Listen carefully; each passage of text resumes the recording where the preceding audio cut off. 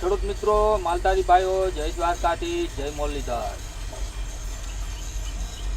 હવે આ ભાવની વાત ચાલુ છે અને સરકાર એમ પણ ચોકલેટ આપે છે કે નર્મદાની પાઇપલાઇન ત્રાવે પહોંચાડશે, નદીઓ ભરશે, ત્રાવ ભરશે।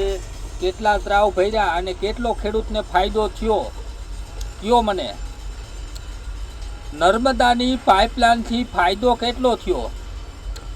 આપણે જે ત્રાવ બનાવ્યા છે એ ત્રાવ તો સ્પેશિયલ સિપ્રામાં છે, આ 3-4 જિલ્લાની અંદર એને ભરી દો એટલે જેમ હાંડો ભર્યો હોય એની જેમ ભરેલું રહીએ, એમાંથી નીચે ના જાય પાણી એક ટીપું, બરાબર?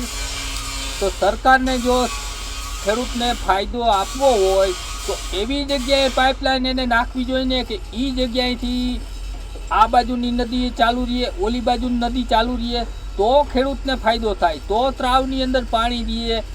આ તો 2 કે 4 જામનગર જિલ્લામાંથી એમને પાઇપલાઇન કાઢી, હવે ત્રાવમાં નાખ્યું, ત્રાવમાં તો નાખે જ છે ઉપરવાળો, એ ત્રાવમાંથી જમીનમાં નથી જતું, તર ભરાતા જ નથી। અને કે અમે પાઇપલાઇન નાખી, ચારે બાજુથી કાપવાના અને ચોકલેટ દેવાના ધંધા હે। એટલે મિત્રો, સરકાર આપણે ભાવ આપે એવું મને લાગતું નથી, બરાબર? એટલે કંઈક વિચારો। જય દ્વારકાધીશ।